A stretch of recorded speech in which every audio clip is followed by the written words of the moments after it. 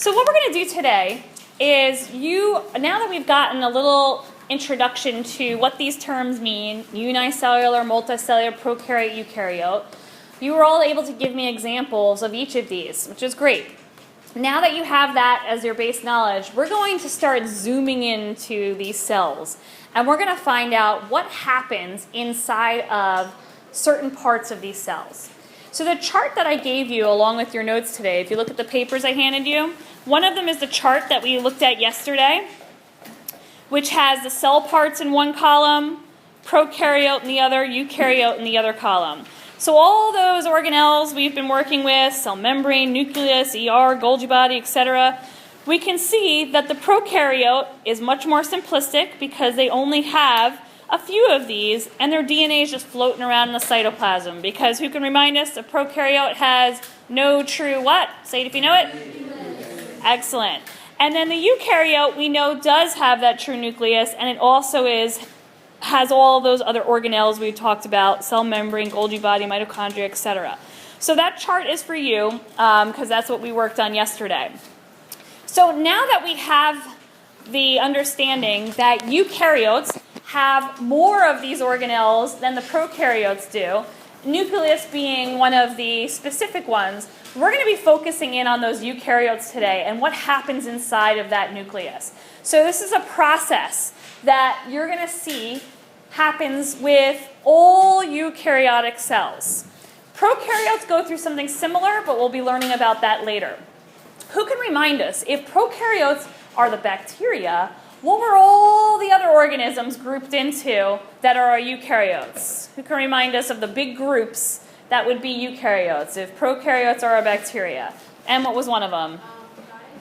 Protists, right, good. So protists was one of the groups that are eukaryotes. Jess, what's another one? The animal kingdom, good, was another group. Lil? Plants was another. Beth? And we said animals. Did we? Or did we not? Jake? And fungi, you got it, good job. All right, so all of those are our eukaryotes, and these are the ones that go through this process of the cell cycle, and that's what we're learning about today. So if we look here, did that funky thing again, I don't know what happened there. All right, so what that question says is which part of the cell do you think controls the information for reproduction? So if you look closely at that cell and you can see all the different cell parts inside, which one do you think is responsible for controlling reproduction so that another cell can be reproduced? Who's going to give that directions? Which part of the cell? Go ahead, Gabe. How many agree with Gabe? The nucleus. All right, good job. Yes, that is the control center, right? We had talked about how that was really controlling everything that goes on inside that cell. And why is that? What's inside that nucleus that allows it to have all that control? What's that stuff on the inside of the nucleus controlling it all? Chaitanya? DNA. That DNA, yes. So if we zoom into this nucleus for a second, we're going to see that there's chromosomes inside. And those chromosomes are made up of that DNA.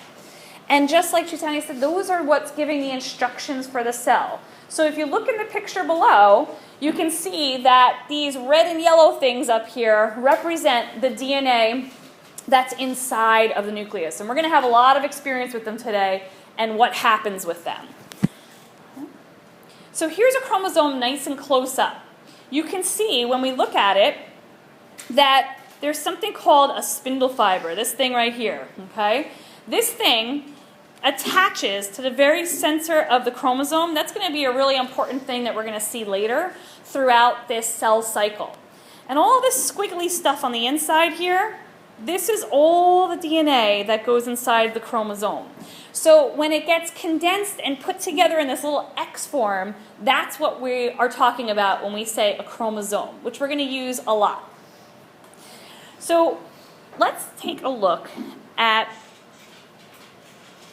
what that means. So let's flip over to the next.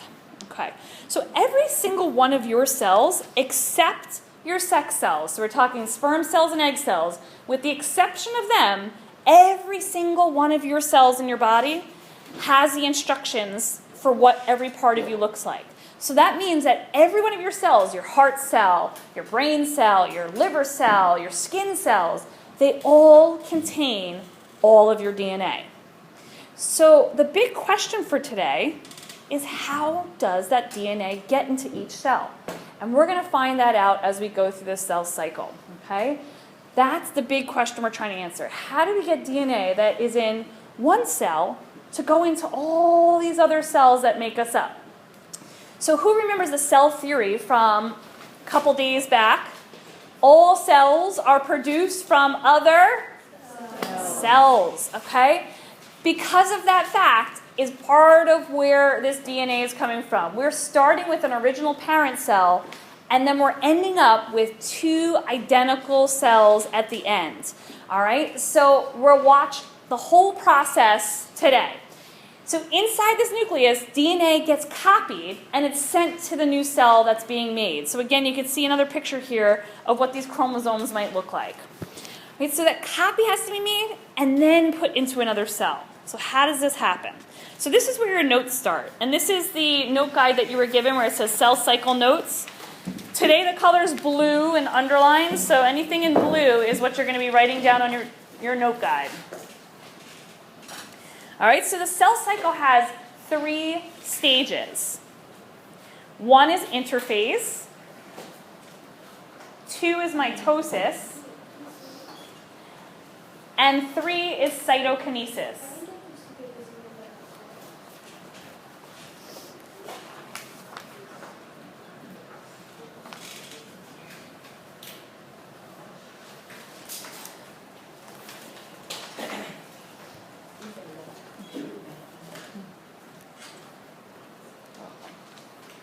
All right, so if we look at the pie chart to the right,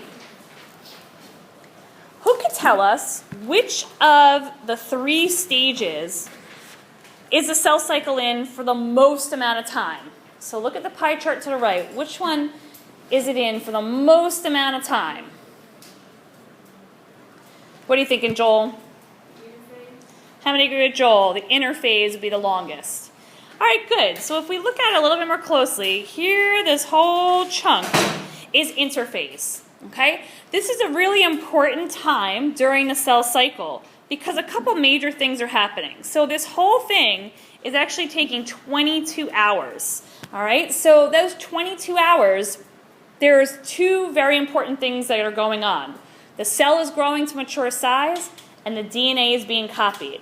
Once those 2 things are done, then these other things can take place. So here's the chunk that is mitosis, and then here's the little chunk that's cytokinesis. And we're going to find out what all of those are about. All right. So let's start with interphase and look a little bit more closely at it. So again, just the blue that's underlined is what you have to worry about. So in interphase, this is really the very first stage of the cell cycle. And this is before any division's taking place. So like I said before, 2 major things are happening. The cell grows to mature size, and the DNA gets copied. Okay, and this is taking about 22 hours to happen. So it's a decent amount of time, but these are 2 very important things that if these didn't happen, we would not have all of our cells with the exact same DNA. So after DNA is copied, how many sets of DNA does the cell contain? So we started with 1 original. We make a copy. We now have how many sets, everybody? 2 sets. Good. So if you look at the nucleus inside there and you see all that blue and red squiggly stuff, that's the DNA plus the copy of the DNA. So we've got the original and the copy all squished together in the center there. So what do you think has to happen now? Now that it's all squished together in the center, remember, our ultimate goal here is to end up with 2 identical cells with the same DNA. What do you think needs to happen now? Chaitanya? Mitosis? Well, yes, that is their next stage, but what's really going to be happening there? What do you think has to take place within this nucleus? Now that we've got the DNA copied, we want to end up with 2 identical cells. We're going to start to see what happened to the cell. It has to be able to start to not duplicate, because the DNA is already duplicated. Something has to happen to the cell itself. We've got our 2 copies. Now we're going to see what's happening. Dan? They're going to there it's all together, all the DNA's together. Now something else has to happen, right? Because we want to end up with two identical cells. So it needs to, sort of, you're on the right track, Kenny? Separate. So another word for that would be divide, right? Who's heard of cell division before? All right, that's what the cell cycle is about. So now that we've got the DNA copied, it's going to divide, and that's where mitosis starts, okay?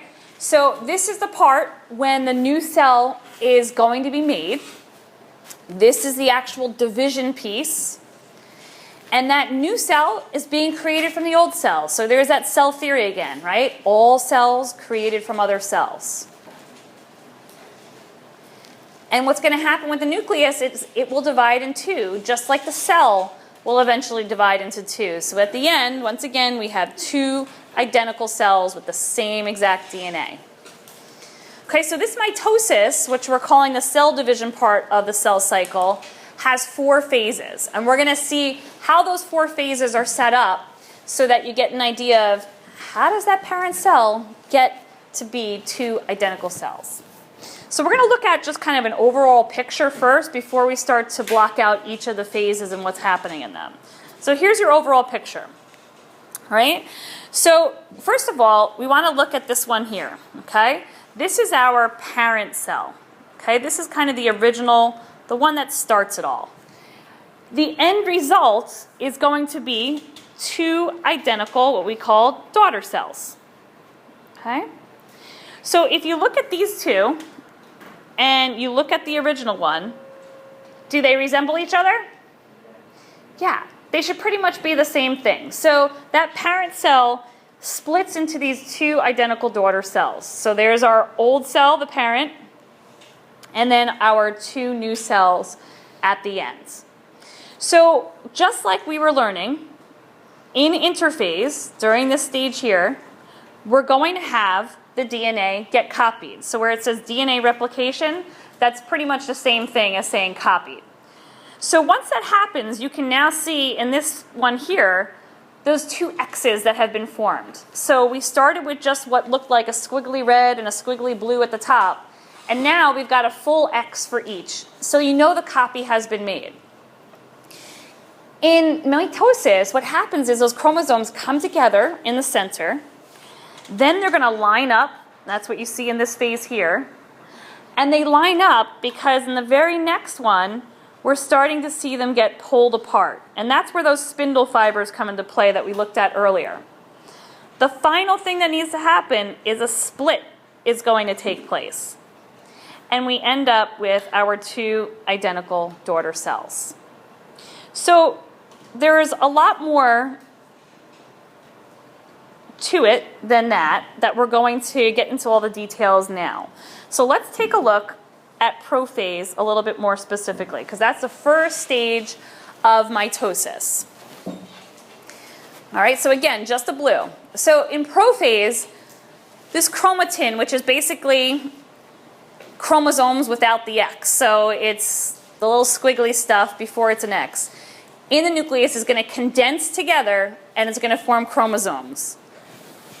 So here you can see in the picture, all those X's have come together in the center.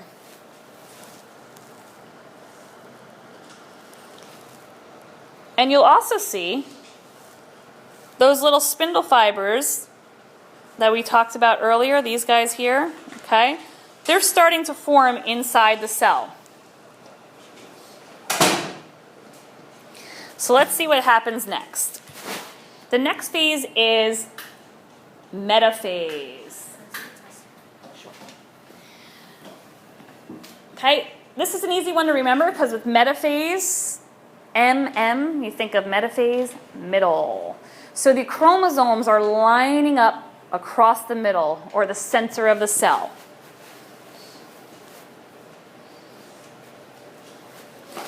And when that happens, once again, you're going to see these spindle fibers. Now they have attached to the centers of those chromosomes. Okay? Who could tell us why they would be attaching to those chromosomes? Can anybody remember from the picture we looked at before? Why is it attached to the centers? What's going to be happening in our next phase? They're attached to these X's. They didn't start out as X's. Remember, we want to have identical daughter cells at the end. What's going to happen to them? My hands are giving you a hint. What's going to happen to them? What are those spindle fibers going to be doing to those chromosomes? Thomas?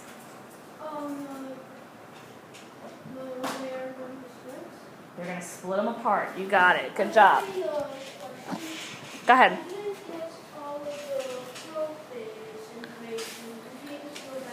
Well, you can look at Beth's paper and just write it down, right? Okay. So at metaphase, once it's all lined up, just like Thomas said, we're going to now enter anaphase, where it splits apart. So now we have those chromatids separating and moving to opposite ends of the cell. So we're almost there. We've almost made it to be two identical cells, but we're not quite there yet.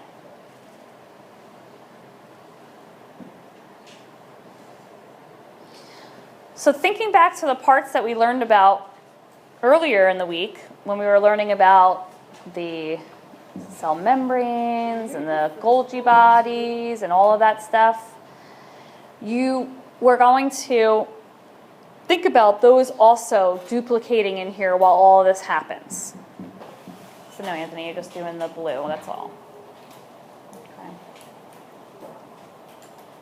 Okay.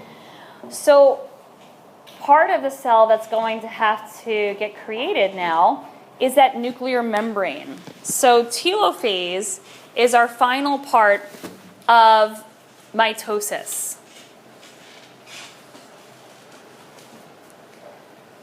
This is where those new nuclear membranes are starting to form around each group of the chromosomes.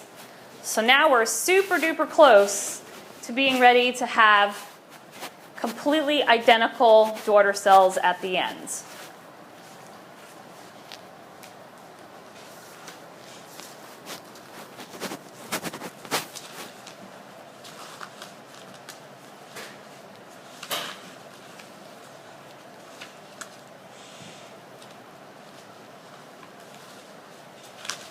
So who thinks they know what happens next? What would be the final stage's job here?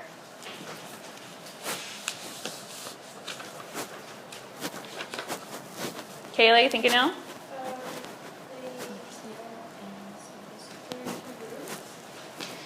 Well, yes, it's going to be reproduced. So what would we call that? It's the final split or separation. Good. So cytokinesis, I like to call it the final karate chop, where you're going to have the cell pinch into two, and at the end you have two identical cells, same exact DNA inside.